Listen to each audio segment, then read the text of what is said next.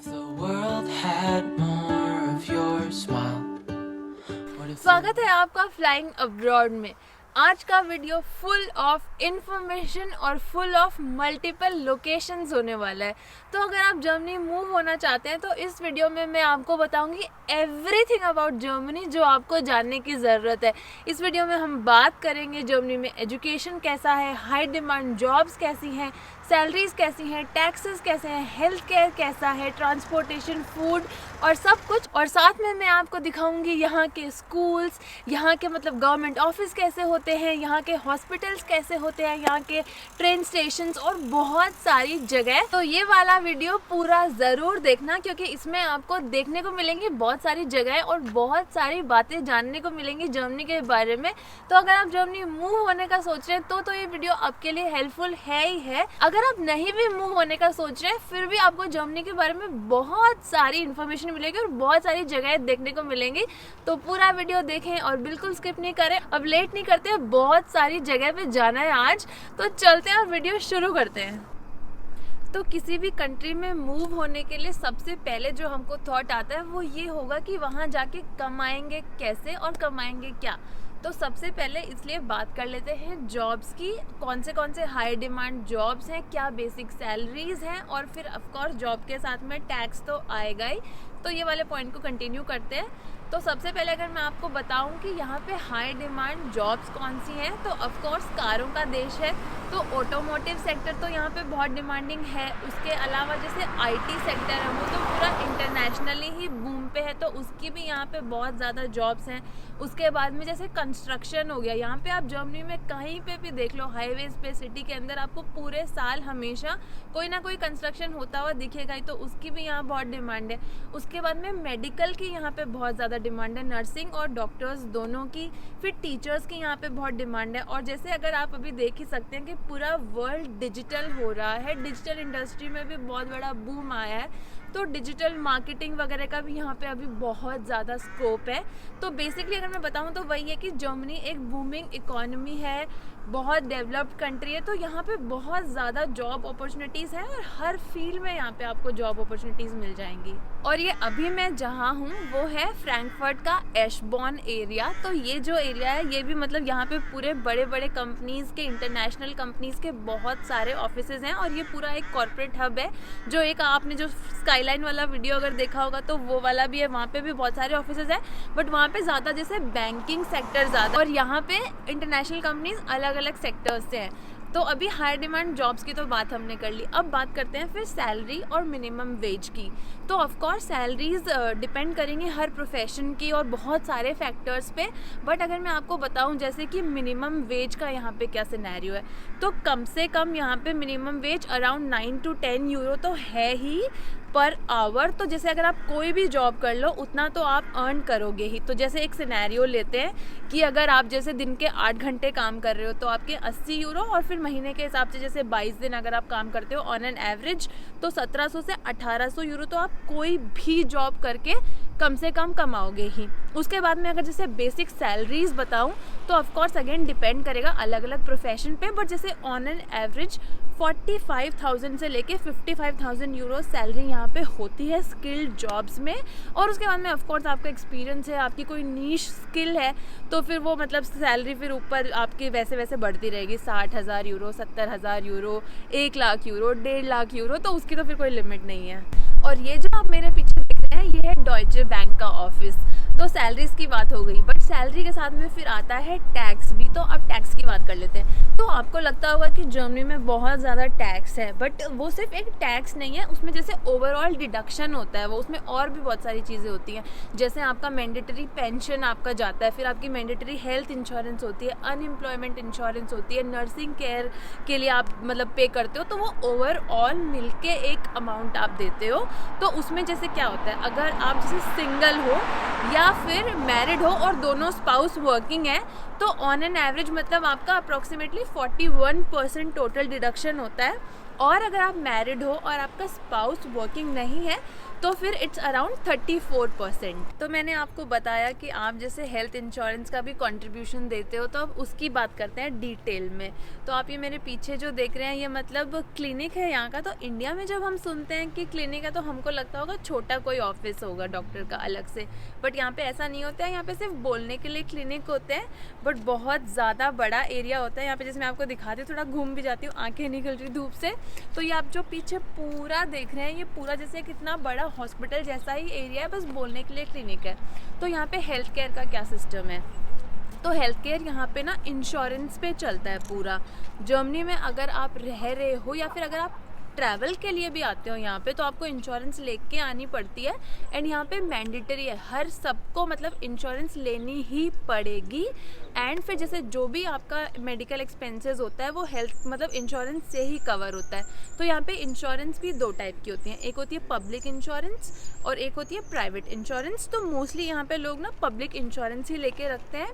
और जैसे आपके इंश्योरेंस का भी जैसे अगर आप आधा पे आप करते हो और आधा आपकी कंपनी आपके लिए पे करती है। एंड जैसे आप डॉक्टर के पास जाते हो, कोई भी टेस्ट करवाते हो, बेसिकली आपके सारे हॉस्पिटल के विजिट्स उस इंश्योरेंस से ही कवर हो जाते हैं।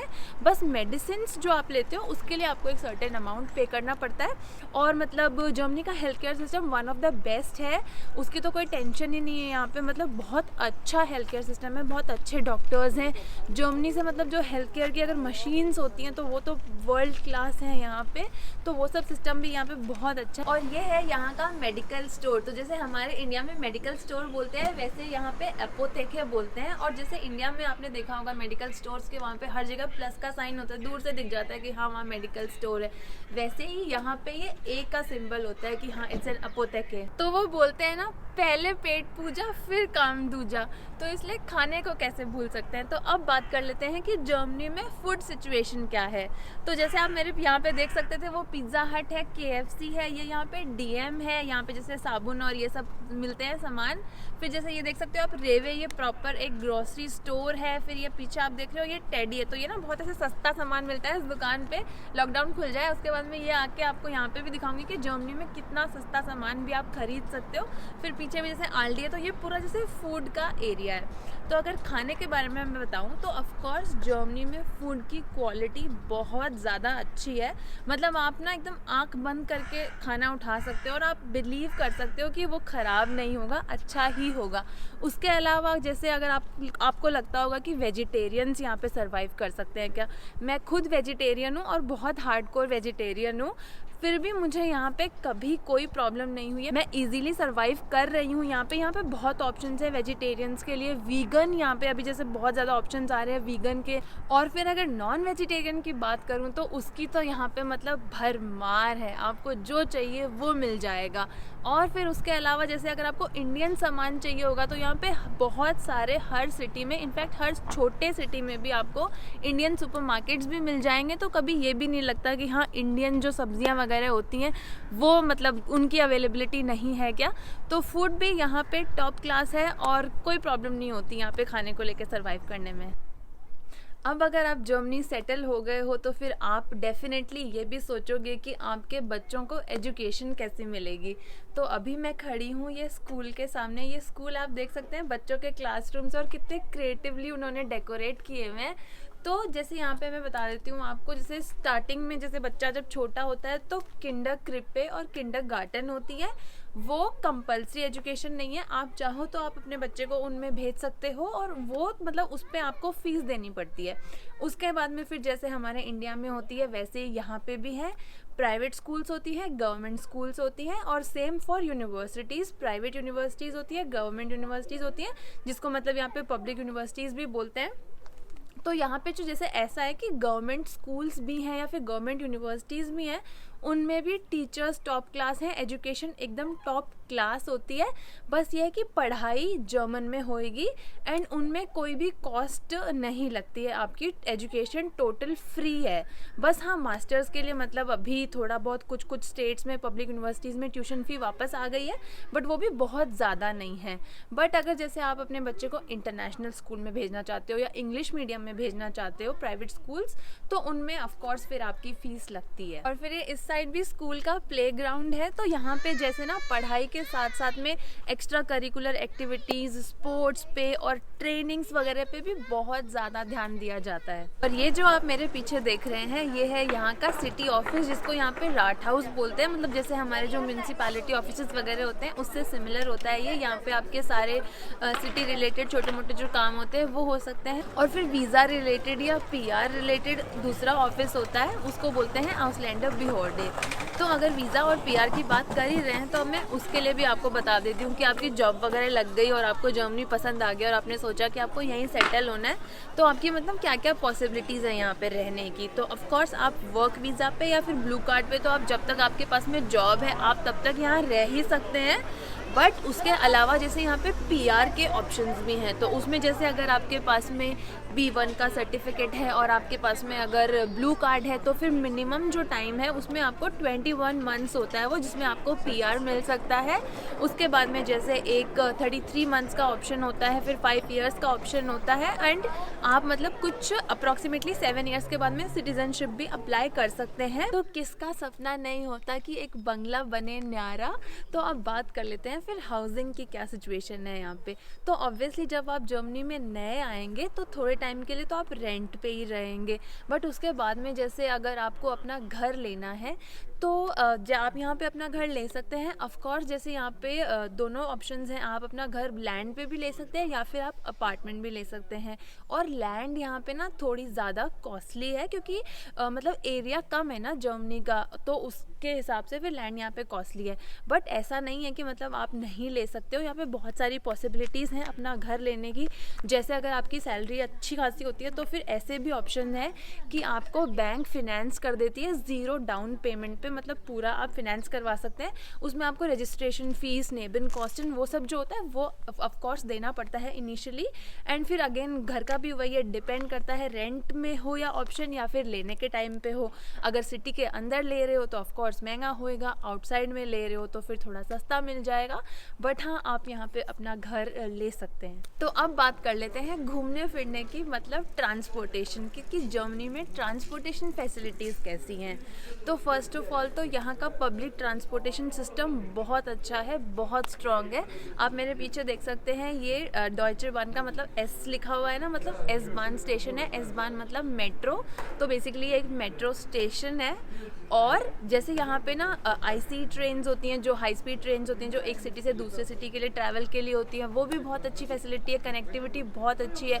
फिर मेट्रो की फैसिलिटी बहुत अच्छी है, बस की फैसिलिटी बहुत अच्छी है, ट्राम की फैसिलिटी बहुत अच्छी है। तो मतलब with in the city, outside the city, पूरे यूरोप में ट्रैवल करने के लिए भी बहुत अच्छे ट्रांसपोर्टेशन फैसिलिटी है जर्मनी में।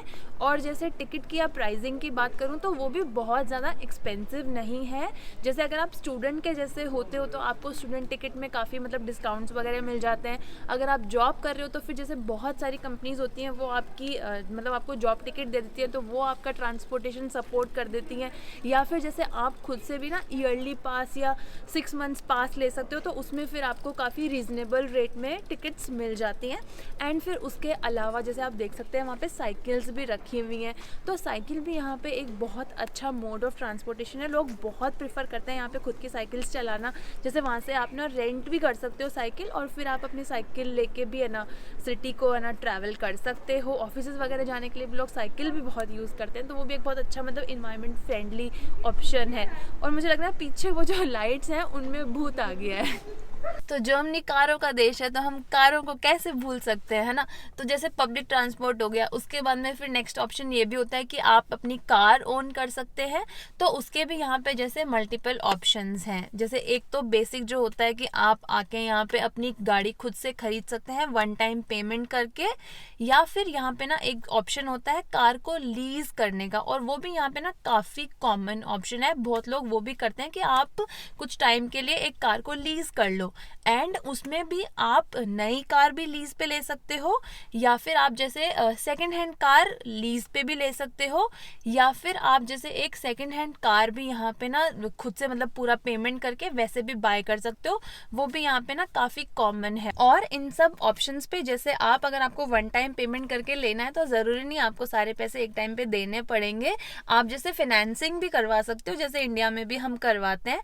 और मैं यहाँ पे ना एक मिथ क्लियर करना चाहूँगी तो आपको लगता होगा कि जर्मनी तो कारों का देश है, यहाँ पे तो कारें मतलब एकदम ऐसे सस्ते भाव में मिल जाती होंगी।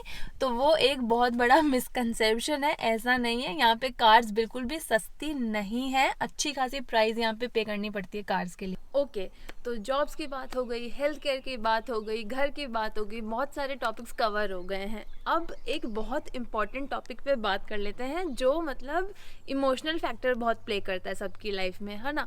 वो है सोशल लाइफ। तो ऑफ कोर्स मतलब इंसान तो सोशल एनिमल है और बहुत इम्पॉर्टेंट है ये जानना कि जर्मनी में आपकी सोशल लाइफ फिर कैसी होती है। तो ऑब्वियसली जब आप शुरू में आओगे तो ऑफ कोर्स आपको लगेगा कि आप एक नए देश में आ गए हो, फिर लैंग्वेज का बहुत ज़्यादा प्रॉब्लम आपको लगेगा कि कोई आपकी लैंग्वेज नहीं बोलता है, बट देन इवेंचुअली धीरे धीरे आपको यहाँ पे रहने की आदत हो जाती है।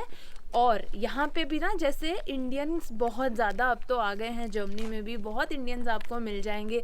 जैसे हम 3 घर में रहे हैं और ऐसा हुआ है कि तीनों घर पे हमारे पड़ोस में हमको इंडियंस मिले हैं और ऑफिसेज में भी हमको बहुत इंडियन कलीग्स मिले हैं। तो ऐसा नहीं है कि मतलब आप out of the place feel करते हो, और अगर आप थोड़े से एफर्ट्स करो तो जर्मन्स भी मतलब आपके फ्रेंड्स बन जाते हैं। ऐसा नहीं है कि जर्मन्स इंटीग्रेट नहीं होते हैं। तो सोशल लाइफ यहाँ पे बहुत अच्छी होती है। ले देखे जैसे इंडियन कम्युनिटीज़ हैं बहुत सारी, तो जैसे होली अगर होती है, दिवाली अगर होती है, तो सारे लोग मिलके जैसे ये सब फेस्टिवल्स भी है ना सेलिब्रेट करने का ऑर्गेनाइज करते हैं। तो आप एक पूरी कम्युनिटी के साथ में फेस्टिवल्स भी सेलिब्रेट कर सकते हो यहाँ पे। तो है यहाँ पे अच्छी सोशल लाइफ। एंड जैसे कनाडा में जैसे बहुत ये है कि हाँ ब्रैम्पटन में बहुत सारे इंडियंस आपको मिल जाएंगे। तो जर्मनी में अभी तक एज सच इतना ऐसा कोई एरिया नहीं है कि स्पेसिफिकली वहाँ आपको बहुत सारे इंडियंस मिल जाएंगे। पूरे बहुत सारे इंडियंस हैं बट स्कैटर्ड हैं, बट हाँ बहुत सारे इंडियंस भी आपको यहाँ पे मिल ही जाएंगे। और ये भी अच्छा पार्ट है कि इंडिया का और यूरोप का टाइम डिफरेंस बहुत ज़्यादा नहीं है। तो आपको ना घर पे बात करने में भी ना बहुत ऐसे नहीं लगता कि वहाँ दिन है वहाँ रात है और 1-2 घंटे का ही टाइम स्लॉट मिल रहा है सिर्फ बात करने के लिए। बहुत सारे घंटे होते हैं घर पे भी बात करने के लिए, कभी भी टाइम निकाल के जब मन हो तो आप घर पे बात कर सकते हैं। वो भी एक बहुत अच्छा पॉइंट है। बट इसके साथ में ना एक नेगेटिव पॉइंट है जो कि मुझे लगता है जर्मनी का अच्छा नहीं है, और वो आपको मतलब कंसिडर आप कर सकते हो अगर आप यहाँ पे मूव होने का सोच रहे हो लॉन्ग टर्म के लिए। तो वो क्या है कि यहाँ पे आपको अपने पेरेंट्स को बुलाने का कोई ऑप्शन नहीं मिलता है। सिर्फ टूरिस्ट वीज़ा का ऑप्शन है जिसमें आप 3 महीने के लिए लगातार उनको बुला सकते हो यहाँ पे। उसके बाद में फिर 3 महीने का कूलिंग पीरियड होता है जिसमें आपके पेरेंट्स को इंडिया जाना ही पड़ेगा। तो वो एक थोड़ा सा बस मुझे एक नेगेटिव पॉइंट लगता है कि बहुत ही कम रेयर सिनेरियो होते हैं बहुत ज़्यादा, जिसमें मतलब पूरी अगर डिपेंडेंसी है और कुछ फिनेंशियल सपोर्ट नहीं है पेरेंट्स का, या फिर कोई हेल्थ इशू है, वो सब दिखा के मतलब बहुत स्लाइट एक चांस होता है कि आप परमिशन ले सकते हो कि आपके पेरेंट्स को आपके साथ यहाँ रहने का मौका मिल जाए, बट वो बहुत ज़्यादा नहीं होता है। तो ये एक नेगेटिव पॉइंट है थोड़ा सा यहाँ के बारे में। फिर सोशल लाइफ से ही कंटिन्यू करती हूँ कि क्वालिटी ऑफ लाइफ का यहाँ पे क्या सिचुएशन है। तो ऑफ कोर्स अगर जैसे ये सब पॉइंट्स को कंसीडर करें कि जैसे एयर क्वालिटी यहाँ पे बहुत ज़्यादा अच्छी है, हवा में एकदम फ्रेश एयर है, और जैसे खाने को खाना अच्छा है और फूड क्वालिटी बहुत अच्छी है। फिर नॉर्मल जैसे वर्क लाइफ बैलेंस बहुत अच्छा है, तो स्ट्रेसफुल लाइफ ज़्यादा नहीं है। उसके बाद में वेदर भी बहुत ज़्यादा हार्श नहीं है। हाँ विंटर हार्श होती है, बट देन अगेन अगर आप कंपेयर करो कनाडा साइड से या फिर जैसे फिनलैंड या फिर ये नॉर्डिक कंट्रीज़ है, तो उनके कंपैरिजन में जर्मनी में स्टिल विंटर मतलब बेरेबल है। तो मतलब इन जनरल मतलब मुझे तो यहाँ पे क्वालिटी ऑफ लाइफ ठीक ही लगती है। तो अब बात कर लेते हैं फाइनल टॉपिक की, जो कि अगर आप यहाँ पे लॉन्ग टर्म रहने का सोच रहे हैं तो ऑफ कोर्स वो भी आपके लिए इम्पॉर्टेंट है, जो कि है आफ्टर रिटायरमेंट लाइफ। तो यहाँ पे रिटायरमेंट की जो एज है वो है 67 ईयर्स। उस पर आप मतलब रिटायर हो सकते हो। आप पहले भी आपकी मर्ज़ी से आप रिटायर हो सकते हो। एंड फिर जैसे रिटायरमेंट के बाद में आपने जो पेंशन दी हुई होती है उसका आपको कंट्रीब्यूशन हर महीने गवर्नमेंट से मिलता रहता है। एंड जैसे हम इंडियंस को ना आफ्टर रिटायरमेंट लाइफ के बाद में एक चीज़ यहाँ पे लगती है कि हाँ यहाँ पे ना इतना वो कल्चर नहीं है कि बच्चे पेरेंट्स के साथ रहते हैं, और ओल्ड एज होम का कल्चर यहाँ पे जैसे बहुत ज़्यादा है। तो वो भी एक फैक्टर है है जो मतलब हाँ अगर लॉन्ग टर्म का आप सोचते हो तो फिर वेरी मतलब कर सकता है आपका डिसीजन, बट देन ये तो मतलब मुझे ऐसा लगता है कि बहुत आगे की बात है। मतलब you can always decide to go back to India, but जैसे अगर आप जॉब करने के लिए आना चाहते हैं या फिर कुछ ईयर्स के लिए यहाँ पे आके रहना चाहते हैं तो फिर I think Germany is a very good option. तो शाम के 6 बज गए हैं, अब 11 बजे निकले थे, इतनी सारी जगह जाके आपको इतनी सारी जगह दिखा दी, आपको इतनी सारी बातें बता दी। अब टाइम हो गया घर जाने का और अच्छी सी चाय पीने का। तो इस वीडियो के लिए इतना ही। मैं मिलती हूँ अपने आगे के वीडियोस में और मैं उम्मीद करती हूँ कि आपको ये वीडियो देखना अच्छा लगा हो, हमारे एफर्ट्स आपको अच्छे लगे हो, आपको अच्छा लगा हो इतनी सारी जगहें देखना और उनके बारे में जानना।